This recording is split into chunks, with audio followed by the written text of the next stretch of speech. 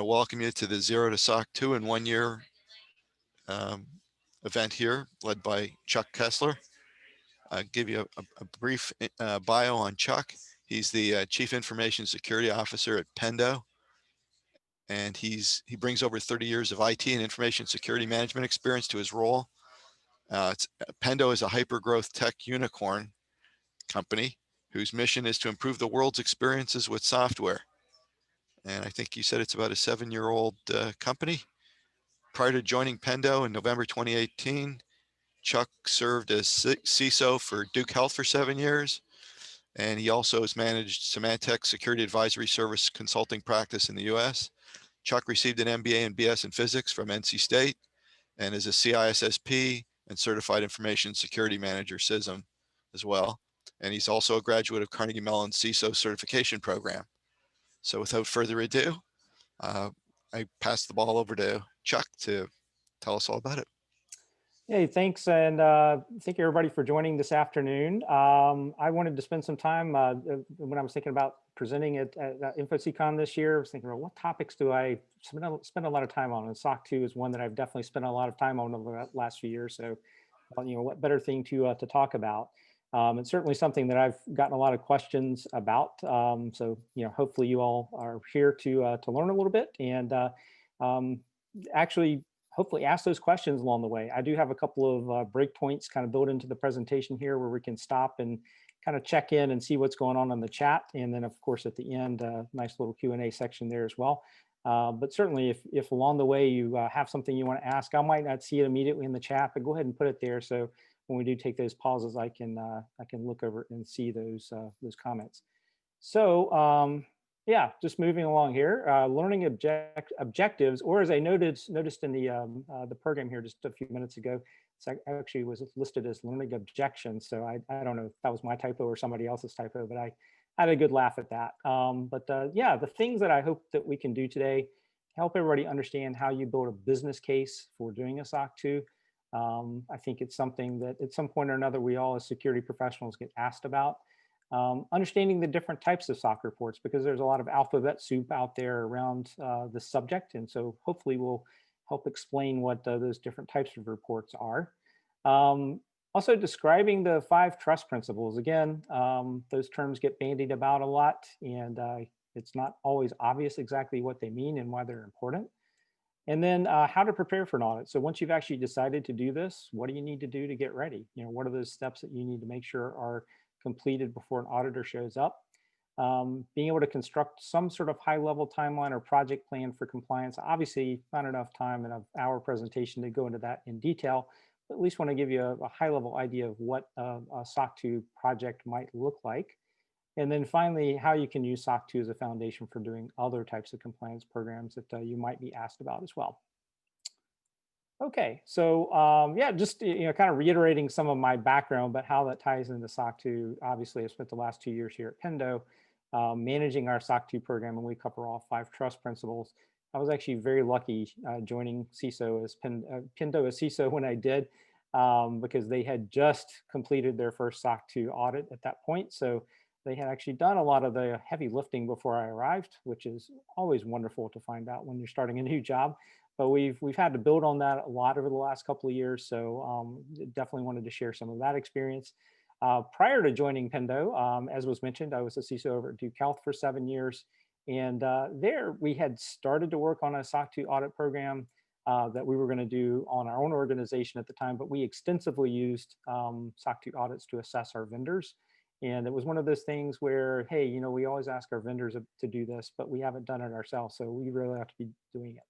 So we had started that process. Unfortunately, I was not able to see it through there, but we definitely learned a lot just sort of going through those initial phases of planning that project. And then back in my days at Symantec, SOC 2 wasn't necessarily a thing that we did back then, but we did a lot of PCI audits, pen testing, and in particular strategic planning. So I learned a lot there that helped inform how I approach these types of compliance programs now. And then, yeah, I have the alphabet soup of certifications. No need to go into that, but certainly any of that sort of background is useful as you start to enter into this type of world. Okay, I'm going to jump right in now and talk a bit about that business case side of things. Why should we do a SOC 2 audit? What are those, oftentimes you might get asked that by your management or maybe a customer. So why is it that we should be doing this? I think, the first and foremost reason is to make sure that you're able to operate your controls effectively. It's great that you can say you have controls in place, and maybe occasionally you've done some self-certification or verification of those controls, but being able to provide some evidence, having a third party come in and actually verify that those controls are working really makes a huge difference in my opinion. And if you do that, if you have this in place, if you're able to provide that sort of evidence from a third party, it can help open up new markets for you. Particularly if you're in the business to business type of world where you are working with other business partners and maybe exchanging data. Maybe you have business partners that are sending you some of their data, which is actually the business that Pendo is in. We have over 1,600 customers that send us all sorts of information. We collect on the order of 10 billion events per day from our customers and bring that into our back end and process it. So it's a tremendous amount of data that we deal with, and we have to be able to provide our customers the assurance that we can protect that information. So when you can do that, it actually opens up markets. In fact, if you look at Pendo's growth over the last couple of years, having that SOC 2 in place really has helped us go up market, has helped us differentiate ourselves from some of our competitors. So I absolutely think this is something that is not just a compliance checkbox. If you do it and you do it the right way, it can open up new markets, open up business, add revenue to the bottom line. So it's not just a cost center thing at that point. And then finally, I think in that same vein, it demonstrates that you do take security and compliance seriously. It's something that your company has to invest in to do, and it's not something you can just do on a shoestring or just sort of wave a wand and you're magically done with it. It's something that's an ongoing process. So I think just by going through this, it does show your business partners you are taking this seriously. And then, in the same vein here, just ultimately, because you've done all this, it helps remove friction from the sales process, particularly if you've ever worked in a business to business type of company. And part of your sales motion is to talk about your security and privacy program. To have this evidence in place, to be able to produce a report, it just immediately will take questions off the table. It might reduce the number of these custom security questionnaires. And I don't know how many folks that are on the call here today have had to go through this process, but getting a custom questionnaire with a couple of hundred very specific questions can be a very time-consuming process for someone to go through. But if instead you can say, look, we have this SOC 2 report. It's very detailed. It's over 100, in my case, like 112 pages of documentation. Can we provide this to you in lieu of doing the questionnaire? And if you have any questions after reviewing this report, come back to us. That can reduce a lot of time or a lot of effort that would otherwise go into that sales process. Ultimately, it can make it easier for customer security teams to evaluate you, because looking at that SOC 2 report, if they look at SOC 2 reports on a regular basis, they become accustomed to the format, they know what to be looking for. And then finally, you can also reference in contracts. It's not uncommon to see contractual terms where you have to commit to doing some type of an audit or allowing your customer to audit you. And by having a SOC 2 in place, it can eliminate the need to have those custom contract terms. And instead, in your contract, you can just commit to having a SOC 2 that you provide to your customers on an annual basis, for example. And then finally, because you're doing that, you have one audit that can serve many requests. You're not having to spend extra time filling out questionnaires and answering a lot of redundant questions. So it can free up your staff to help support other security and privacy initiatives in your organization. Okay. So another question that I often see people asking is, well, I host my stuff with AWS or maybe Azure or GCP, and they have a SOC 2. So that's good enough, right?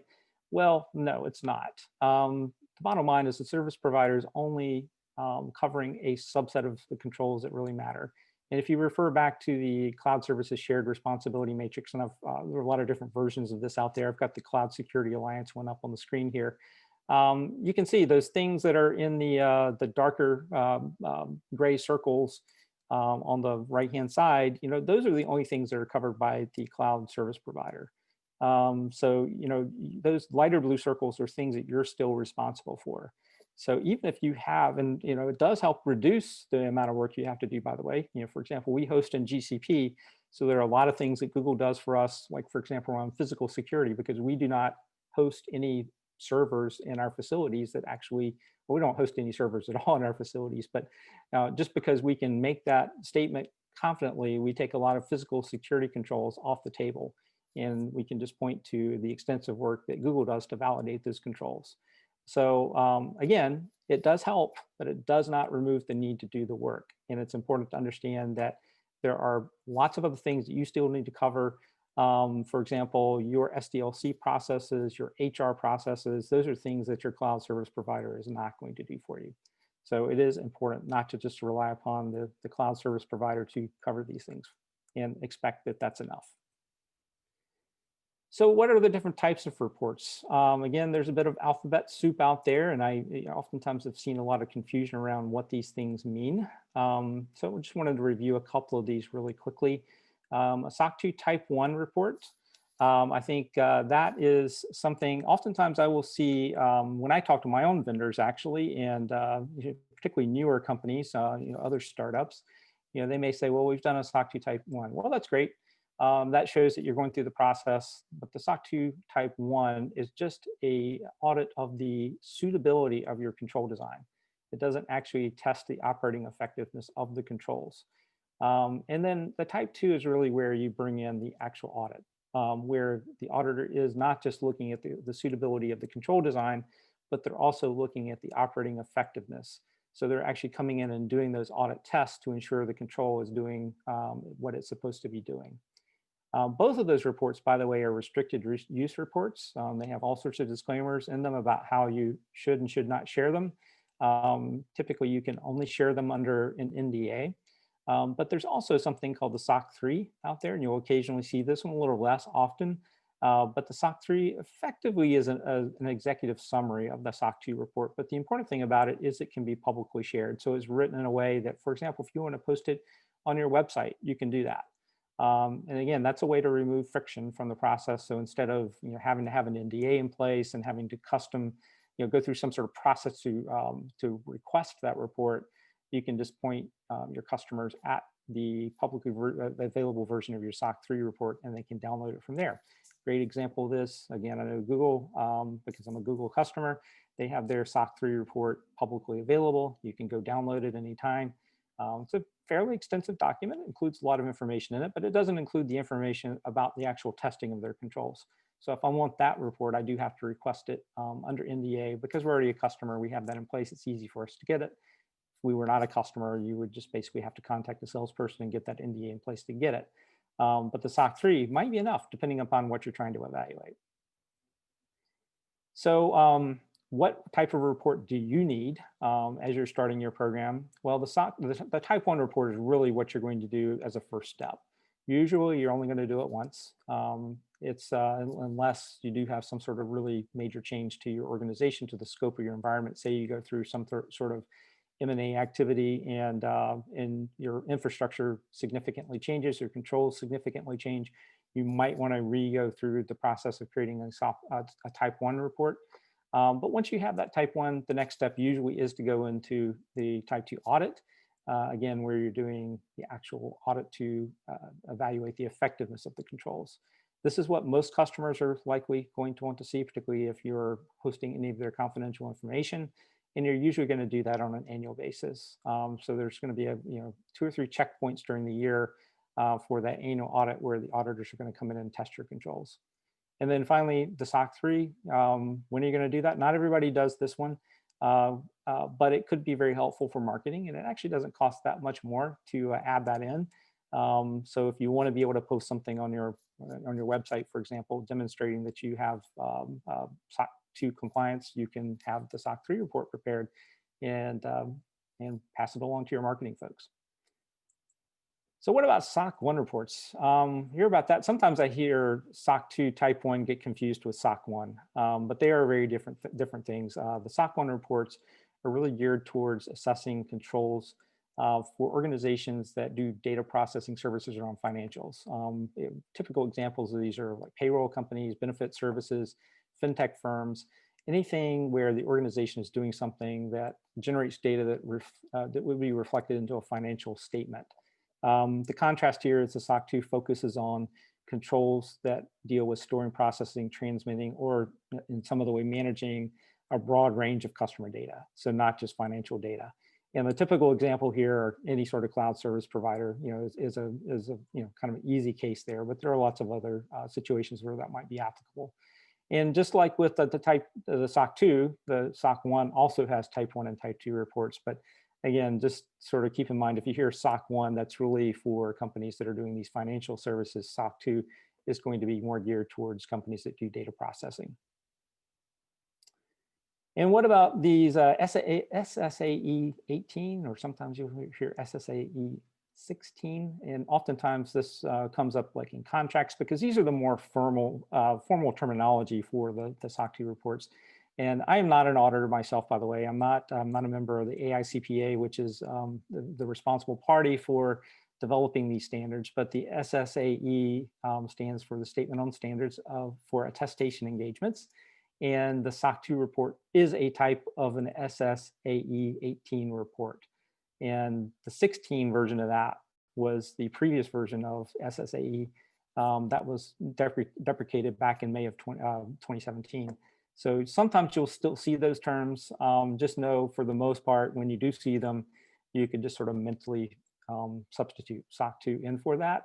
But again, I think that the cases where I most often see it are within actual contracts. I think lawyers like to get a little bit more legally precise with their language, so they might specify it that way. Okay, so moving on now to the 5 trust services principles. So these are the things that your SOC 2 report might cover.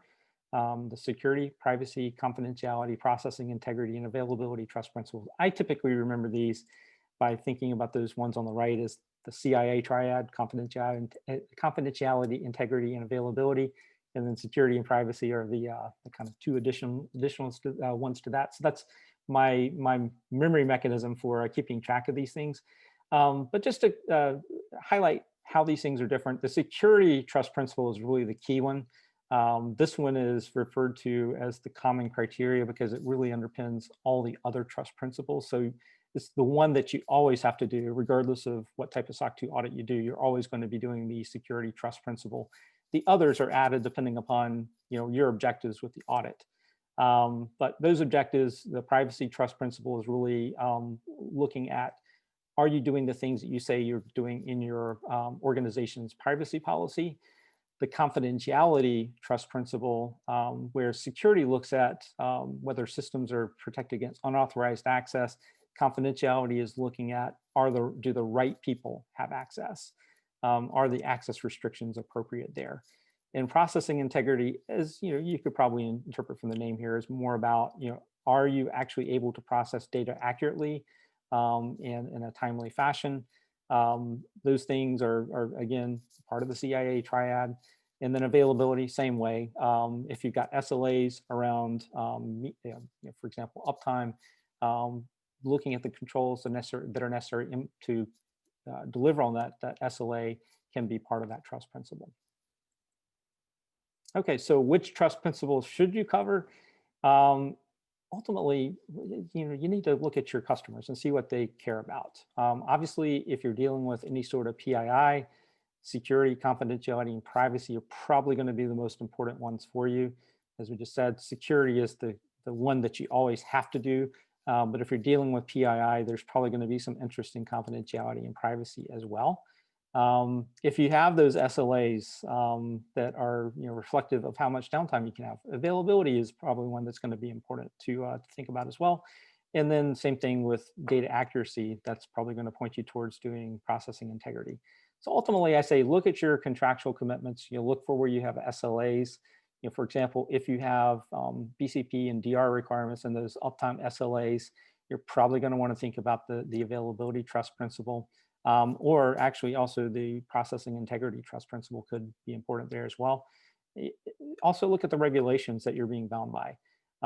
So obviously GDPR, CCPA, HIPAA, things like that. The characteristics of the security and privacy trust principle are going to be very important for those. So those are things that you might want to consider.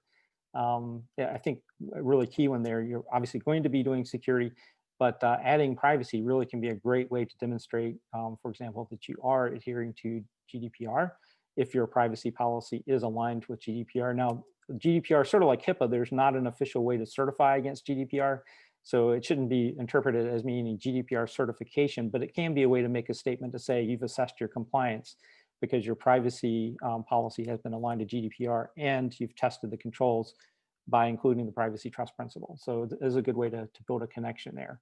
And then finally, just make sure you do look at this with your auditor before you decide exactly what you're going to include. And especially if you're just getting started with a program, don't bite off more than you can chew here. Think about the things that are most relevant and maybe focus on those first. And then as you get your program up and running, you may want to add some additional things from there. Okay, this is my first chat check-in. So I'm going to just pop up the chat window here really quickly. Presentation slides available for download. Yep, looks like that question's already been answered. So it looks like that's the only question that's out there right now in the chat. So I'm going to keep moving unless anybody has anything that they want to pop in there real quickly. Okay, I'm going to just keep moving here. We do have another one coming up in a few minutes. Okay, so next up here, just doing a quick chime check. Yeah, 420. Can your SOC 2 reports be used to show regulatory compliance? Just also kind of goes back to what I was talking about a few minutes ago. You can align these with various regulatory requirements. And in fact, the AICPA has defined several what are called plus reports that can be tagged onto a SOC 2 audit. So there is a SOC 2 plus HIPAA, a SOC 2 plus high trust, a SOC 2 plus NIST 853 audit that you can do, where what they'll do is they'll take the basic controls that are part of the SOC 2 audit, and they will add in a few things that are maybe not specifically covered or maybe covered in a slightly different way for these other frameworks, and provide you a report that shows how your SOC 2 compliance aligns with the requirements for that. So for example, in my first year at Pendo, I actually did a self-assessment using our SOC 2 report and the OCRs, the Office of Civil Rights audit protocol for HIPAA, for the security, privacy, and breach notification rules. They've got that posted up on our website. So I pulled that down and I went through, it's like 185 audit items or something of that nature. I went through that and compared it with our SOC 2 report, and I did an alignment to show how my SOC 2 controls were aligned with those audit requirements for HIPAA. This year, we're actually doing the SOC 2 plus HIPAA report, where our auditors are going to do that for us, and that will be direct. Actually, I'm going to end up with 2 reports, a regular SOC 2 report and then a SOC 2 plus HIPAA report. But again, it can be a great way to demonstrate compliance. It's not a certification that you're HIPAA compliance, by the way, because there's no such thing as HIPAA certification, but it can be a good way to show the due diligence around compliance. So again, this just adds in those additional controls. As I just mentioned, you can have a single report or you can have multiple reports produced. If you do have multiple reports produced, expect you're going to pay a little bit more for that because they do have the time and effort associated with generating the extra reports. But bottom line is check with the auditors and see what they can actually do if you're interested in some of those. Next up, what period should the audit cover? The most typical period is a 12-month audit. And again, they're going to look back and they're going to visit you 2 or 3, maybe 4 times, depending upon the auditor in your organization, to actually come and look at the controls for those points, those periods of time. So for example, if you're doing a 12-month audit, maybe they'll come in May and they'll look at look at how your controls have operated between January and April. And then maybe they will come again in, let's just say, September, and they will look at that, look at the same thing for the period of, August back to May. And then, maybe one final visit in December to get those last few months. So that's what they'll do. Basically, for each one of those visits, they're going to ask for sample evidence looking back over that period. So you obviously want to make sure your controls were fully functional during that time.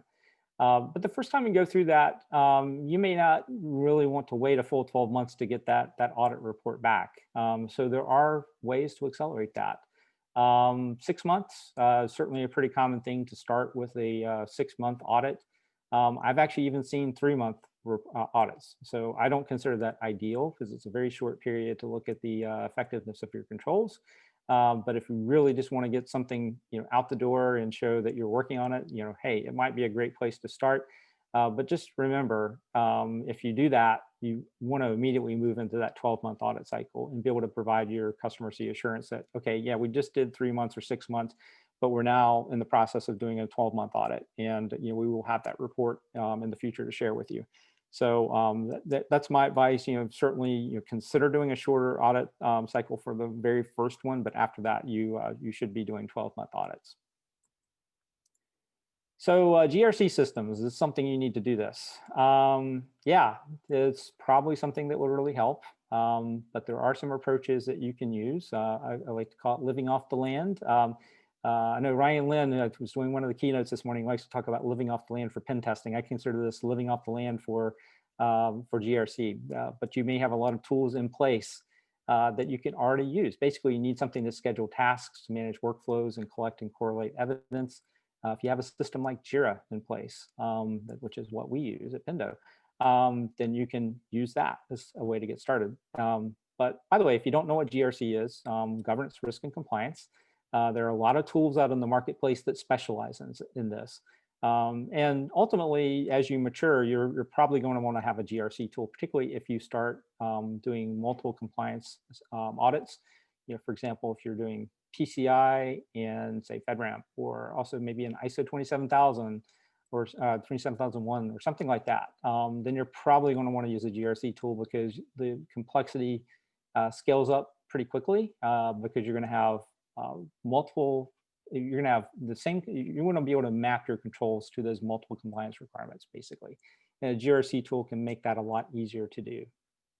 I'm going to talk a little bit more about that later on. But actually, I wanted to give you some, just a really quick tour through how I do the living off the land thing using some of our Atlassian products. So basically, I built my little mini GRC using, Jira and Confluence. It's not perfect by any stretch, but it's definitely good enough for where we've been at.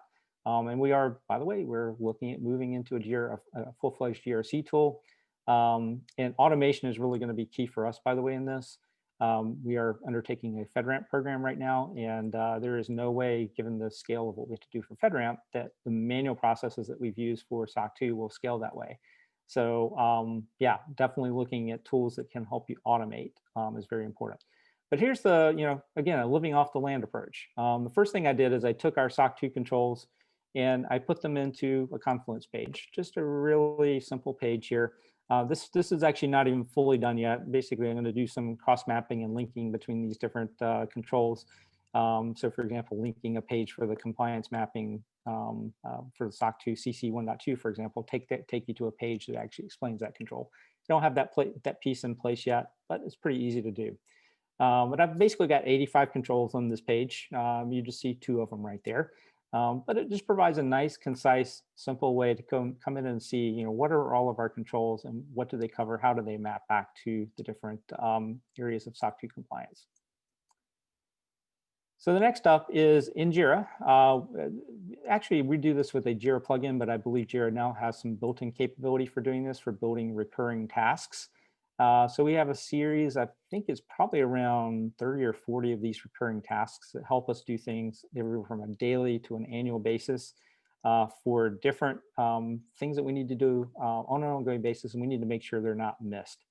So we've set up recurring tasks. This is an example of a biweekly task, again, showing a piece of it. But the idea is on a biweekly basis, we look at our security training records to make sure everybody has done security training, their security awareness training the way they should have. This is a compliance checkbox. We don't, by the way, stop at just making sure you've done your annual security awareness training or your new hire training. We do a lot more beyond that. But from a compliance perspective, it's very easy for us to include this and show, look, yes, we check this every 2 weeks. We make sure everybody has done their mandatory training, and we do a lot more beyond that. We don't actually include in our audit right now. But we will ultimately move into our audit when we have kind of an equally compelling story for how we can show that those things are always done the way they're supposed to be done. And then we have a Kanban board that we use to look at the tasks that are in progress, open, in progress, progressing from in progress to, okay, it's been completed. Somebody needs to look at it, review it, ensure that it's all done properly. And then it moves into that done column when the work is completed. So this is a great way for us to keep track of the work we have coming up. For example, we have some policy reviews and updates that we need to do. So, those are on our compliance board for us to keep track of. When we actually start working on them, they will move into that in progress column. And then finally, onto the under review and done column. So just a great way to keep visibility as to what's happening in the organization. Particularly since those controls are done by a lot of different people, not just me and my security team. And then this is an example of how we can use in Jira the label capability there to tag tasks with control mapping, so that I can very easily go back and see, for CC 1.4, what are the controls that we have in place to monitor that. I can, by clicking on those, it will give me a result that shows all the tasks that are linked to that. So that's a very quick way of doing some living off the land without a GRC tool, but this has been highly effective for us. It really has helped a lot just to have this in place, and it cost us really nothing but a little bit of effort to put it all together. Not a full-blown GRC tool, but it's good enough for where we've been. Okay, and we have another chat check-in here real quick. So I am going to bring up the window here. So let's see, Tyler asked, it's a great point. From a 6-month report to a 9-month or 12-month report, all my clients have moved to them from a 6-month to a 9-month or 12-month report. Yep, exactly. I've seen the same thing. And let's see, looking at Q&A real quick, I think, I don't know if I can open that. For some reason, it's not opening. I do see a 1 there. I'm not sure if there's something there or not, but. I can read that to you. It says, which optional TSP was the most intensive as it relates to providing auditors with control design and effectiveness document? I would say the privacy control. If I look at the confidentiality, availability, and processing integrity controls, there's a lot more tie back to the security underlying common controls, common criteria. But privacy, for us at least, introduced a lot of additional control. So I could see availability also depending upon the nature of your organization and what you do. I could see that one introducing a lot of additional work. But for us, I think privacy, and I think especially since we were trying to use it to demonstrate our GDPR compliance. So we were trying to make sure that was pretty comprehensive. That's a great question. Okay, we'll move on here. Okay, so I titled this presentation SOC2 in a year. Yeah, a little bit tongue in cheek. You want to grab people's attention, right, with the title. It certainly is possible. And I've talked to, Pendo actually, I think, did 18 months its first time around. But I've talked to other, organizations that have done it in a year, and I can certainly see how it can be done in a year. The key really is scoping. You need to make sure you have a very tight boundary defined where, for example, your customer data is stored, and that you can minimize the number of systems and assets and people that are part of that scope. And then also just making sure that you only do the security trust principle, the one that you have to do, and not adding those additional optional trust service principles in. That can limit the complexity. And then initially doing that 3-month audit, and then immediately, like we were saying earlier, move on to the longer audits. Yeah, so what would that actually look like? I think, the first thing is you're always going to want to start out with some sort of a gap analysis, and you're going to want to bring in somebody who's skilled in this, a consultant who's done SOC2 work in the past. This is somebody different from your auditor, by the way. You definitely want to make sure you're not crossing streams here. You don't want to have auditors that are auditing things that they help design. That's a no-no. So, bring in a separate consultant who can help you define your scope, identify where those gaps are, and define what the suitable controls would be to address those gaps.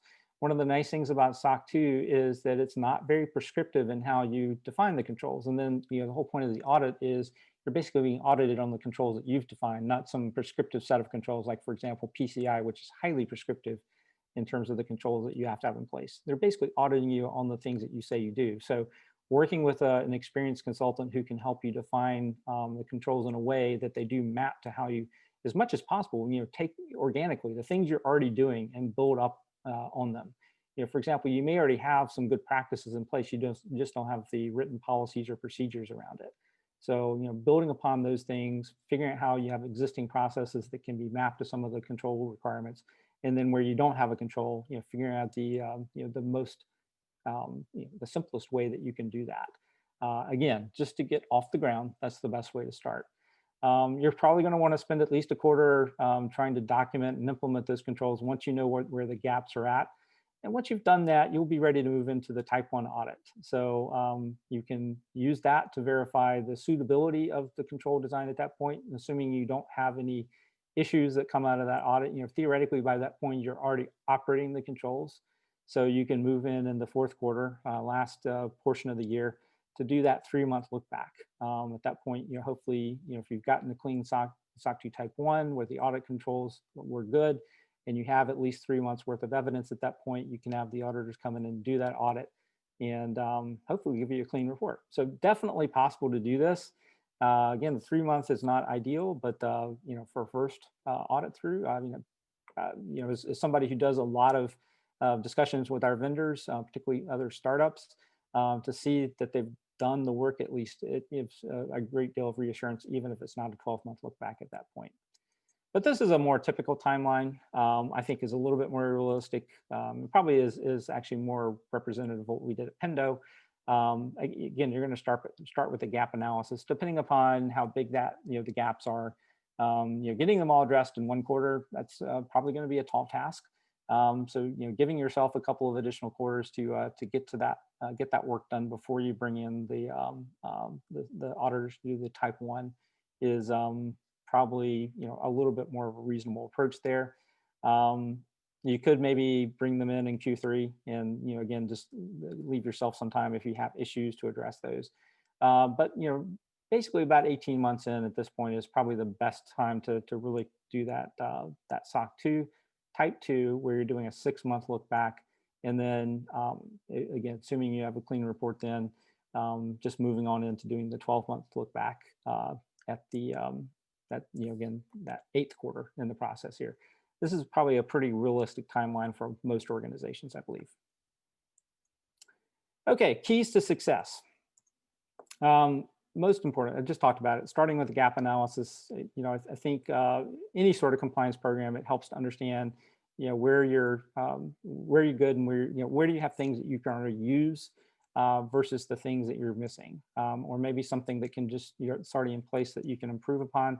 And having a combination of people that really understand your organization and the work that you're doing, and some external expertise that understands how the auditors think is very helpful in this regard. Next up is really having a tight scope for the audit. Tightly scope the audit scope. I should have proofread that a little bit better, but just making sure that you have a well-defined boundary. Drawing pictures here is always very helpful. In fact, you're probably going to want some sort of collection of pictures, network diagrams, data flow diagrams, conceptual diagrams in the audit report as well. So having those drawn up that clearly show where the boundary is and how the controls are enforced around the boundary is crucial. Really knowing your controls and being able to explain to an auditor how they work. I think that instills a lot of confidence in the auditors when you're talking with them. If you can, when they ask you a question, if you don't have to go back and research it, that you can say, oh yeah, this is how, it may not be obvious, but this is how this piece works. Just intimately knowing your controls is very helpful in that regard. I think, looking across all the different trust principles and the things, go back to the common criteria, change management for me seems to be a really core strength that you need to have. It does underpin a lot of things that you're going to need to be doing. So making sure you spent some time to build really strong change management processes, and you're going to need some sort of system in place to enforce that as well. It's not just something you can do on an ad hoc basis. We use Jira again as our change management platform, but we have things in place. For example, we've written some custom bots that that enforce requirements for things to move to different stages of the change management process. So some things like that that can really help ensure that mistakes don't happen in that change management process can be extremely helpful. Having that system for scheduling tasks. Again, there are going to be things that you're going to need to do on an ongoing basis, sometimes daily, sometimes weekly, monthly, quarterly, whatever. So you want to have some sort of system in place to help you ensure those things are being done on a regular basis. And being able to collect and organize all the evidence that's coming back from those, the execution of those controls, so that when you do get requested to provide the audit information, you can easily pull that together. And we never really want to talk about this, by the way, but if you ever have a security incident of some sort, I know certainly in the HIPAA world, my previous job, spending 7 years in healthcare, absolutely, fortunately never had to deal with this, but that if you have a data breach in the HIPAA world and you are subject to an OCR audit, you are going to be asked to produce evidence more or less effectively on a moment's notice. I think you have roughly about 2 weeks to produce all the evidence that they're going to be asking for. So you want to make sure you've pre-collected that information and have it easily accessible and organized in a way that you can provide it to the auditors and they can understand how it maps to your different controls. I personally, when I name files that are associated with the evidence, actually put the control name or number in the name of the file. So it's very evident to me what that is. So just very basic things you can do around that. And then finally, making sure you have a good rapport with your auditors. Being transparent and prompt is really key to building that rapport. You want to have a level of trust there. You want to make sure that they understand that you're not hiding things from them, and you shouldn't hide things from them. So just making sure that if that you're working with them in a way that that they trust you. Just the soft skills, I guess, ultimately with that. Okay, so what should you expect to do to get ready for that first audit visit? So certainly you're going to have a lot of meetings that are going to need to be scheduled. And I think it's really key here to check with all the people that are going to be involved and make sure they're available for when the auditors are going to be on site. These days, instead of on-site audits, the last one we did was a virtual visit. So kind of like in the doctor's office, everything's a virtual visit now instead of going into the doctor's office. So auditors are working the same way these days in the due to the pandemic. But in regular times, they'll actually be coming and visiting you, usually for I think about a week is a reasonable expectation, depending upon the size and scope of your organization. It may be longer. I think in most cases it probably wouldn't be much longer than 2 weeks, but certainly for a much larger multinational Fortune 500 type company, it might be longer than 2 weeks. But I think most organizations will probably fall into that 1 to 2 week time range. But certainly, that bullet list up there, there's lots of different people that have their hands on the controls, and they're going to want to talk to those people. So it will largely depend upon, again, which trust principles that you have included. So for example, if you have the privacy trust principle, the privacy officer's probably going to be spending a little bit more time with them than they would otherwise. Also, it's going to depend upon how your organization is structured. So if you're like us, where we're a quote unquote cloud native company and don't actually host any infrastructure ourselves, we don't have a lot of physical security controls that are in play.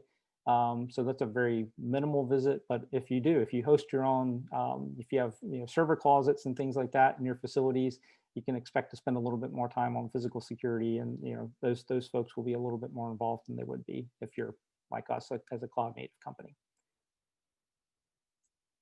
So about that evidence, you expect to spend a lot of time doing this. I typically spend 1 to 2 weeks on this, and that's not like constant, right? I'm obviously juggling a lot of different meetings and other things during that time, and I do have now other people that are helping me with this. But it takes us roughly about 1 to 2 weeks to make sure we have everything together. If you've moved to more of an automated model, which is again our goal, is to automate as much of this as possible, it can be a lot less than this. But you're going to be asked for a lot of different types of materials, obviously policies, procedures, standards, those types of written documentation that support your controls are going to be needed. They're going to want to look at how you do your training on those procedures and general security awareness training, that type of thing. Risk assessments, that's always key to control design. So they're going to want to see how you've done your risk assessment and how that influenced your control design. Anything you've done with penetration testing, vulnerability scans, they're going to want to understand your processes for doing that, as well as looking at some of those reports. They also will want to look at board meeting minutes. So, part of the SOC 2 controls do involve executive engagement up to the board. So they're going to be looking for evidence that the board has been involved in understanding the risks of the organization, that there are presentations to the boards and discussions at the board level about the controls and issues that need to be addressed. So they won't necessarily look at, by the way, at all your board meeting minutes. So obviously a lot of that is highly confidential. Sometimes they might just want to see the agenda to verify that the conversation occurred, and maybe the slides that were specific to, say, security. But expect to have some conversations around that. And then there will be a lot of things that they will want to sample, but to generate the samples, they'll first ask for a list of all the things, the full population, to figure out what they actually want to sample. So for example, getting a list of all changes that were made, all incidents that occurred, all the employees in the organization, all your new hires and terminations, because those are the diffs between that all employee list, all of your servers and user devices and your facilities. Those are some obvious things. And then, for example, they may say, well, for the changes, we want to see you've had 200 changes over the last 3 months. So we want to see, these, let's say 30. Maybe they're going to do a 20% sample or something like that. So they'll pick an appropriate number out of that total number of changes and then request that. So if you have 200, maybe they're going to ask for 40. So you'll have to then, and usually this is closer to the actual audit, produce the documentation for those 40 changes that they actually want to look at. But expect that you're, in that pre-audit period, going to have to generate these populations for them to build those samples from. And the earlier you can get them that population information so they can generate the samples, that really helps. The sooner you can get them the samples, it does speed up a lot of things during the audit process. Okay, negative findings. We never want to have these, but yeah, you know what? Sometimes they occur. If you do have them, just be prepared to resolve them as quickly as possible. If you have any sort of deviations in your controls, or if you've had a data breach of some sort, that will be noted in the report. So you're going to want to have an official management response to how that is being dealt with, why, your assessment of why it occurred and what you're doing to address it, so it won't be an issue going forward. And then I think one thing really key here is to recognize terminology you'll see in the report. Sometimes it will be the term a qualified opinion from the auditors, which on the surface might actually sound good. Hey, it's a qualified audit. Well, qualified basically means yes, but. So that but part is the concern. You really want an unqualified audit. That means that the opinion has no qualifying stipulations to it. It's a clean audit. So just some terminology things there to keep in mind. Bridge letters. So sometimes you might have a customer that's asking you for this document, and it's not uncommon. I'd probably get, I'd say, a dozen of these types of requests during the course of a year. It's not frequent. So we have a template for this, but it's basically just a way to provide some assurances that you're continuing your audit program, that there have not been material changes that you're aware of in your controls between your last audit report and what's planned to be your next audit report. So it's just a management statement. In my case, it's signed by me. It could be signed by somebody else in your organization, like maybe a CFO or somebody like that. Yeah, just provides that assurance that the controls are still operating as expected. But you may want your auditors just to look through the language and make sure they agree that the language is appropriate. It's not something your auditor generates. At least in our case, the auditor provided us some suggestions as to how to structure the letter. We wrote it up and then went back to them and had them review it, and got their concurrence that it was worded appropriately. And now we have it as a template. We actually have a contracts management system that we keep it in. So when we want to generate it, it's just basically a push of a button, fill out a form, and it generates the document. It goes through a DocuSign to sign it automatically and sends it to the customer. So it really helps to have that automation bid in for that as well. So what about other things that you might be on the horizon? Maybe you're thinking about ISO 27001, getting a lot of questions about PCI or FedRAMP. Again, FedRAMP is my big thing these days. We're just getting started with that program. And we use SOC2 as a foundation. There's a lot more work to do beyond what we have with our SOC2 controls, but it really does get the key pieces in place. If you look at something like PCI, you know what, actually most of the things we need for PCI are in place based on our SOC2, but I have to map it. And there may be a few very specific things because PCI is highly prescriptive that are missed.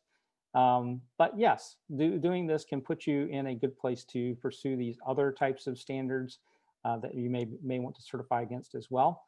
And as I mentioned earlier, the difference here is a lot of these others are pretty prescriptive, whereas SOC2 is auditing you on the controls that you have stated.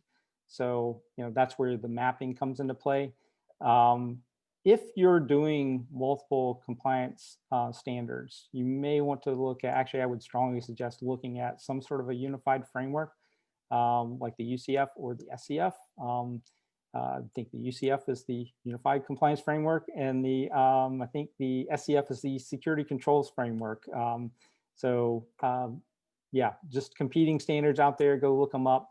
But they're basically pre-mapped all the major standards. So one approach here is you can essentially use those as the basis for your controls. And then you're automatically going to get out of that the fact that these things are pre-mapped to the major standards. This is, again, the point where you're starting to do this is really where you do need a GRC tool, and the more automation, the better. As you're starting to scale up to this level and you're dealing with multiple audits, having to do all this work manually is not scalable. So you really do need to look at having a GRC tool. I've intentionally not put the names of the GRC tools in here because I didn't want to get any advertising into this. Contact me offline if you want my opinions about the good, bad, and ugly in this world, because there are some really bad ones out there. They're all, honestly, there's no, in my opinion, a perfect fit in the GRC world right now. What's good for me might be not good for you. It's going to depend a little bit on your organization and what you're trying to accomplish. Yeah, definitely you're going to want to be making that investment if you're starting to do multiple compliance frameworks.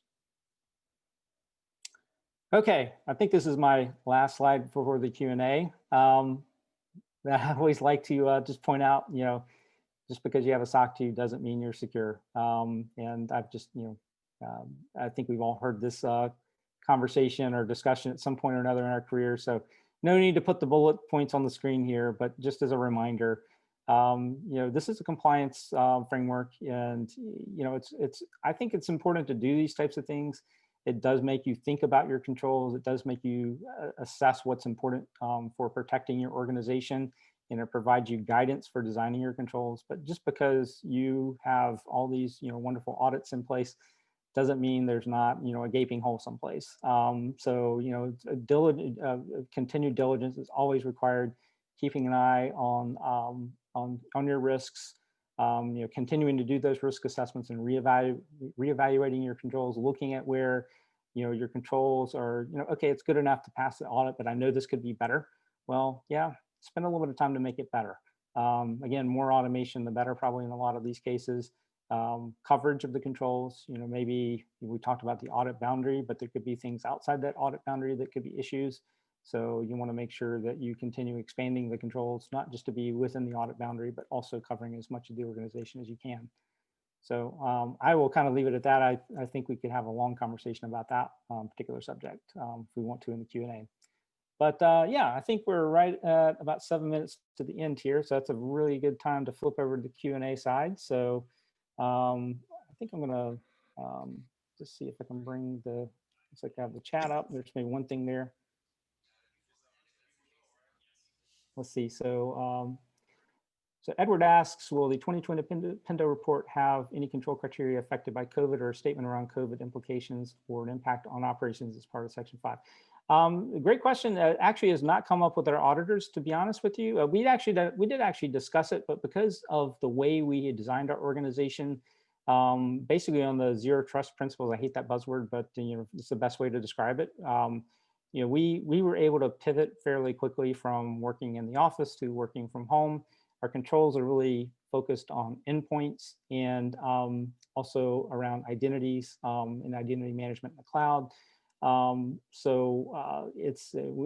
not, our controls basically continued working exactly the way they worked in the office when we moved to work from home.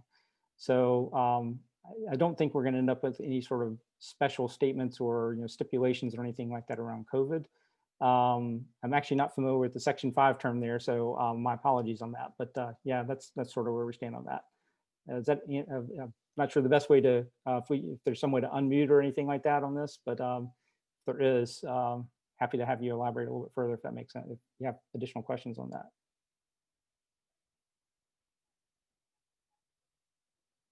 Okay, and did we have any other Q&A items waiting? Don't see any numbers highlighted in the Q&A box. I assume not.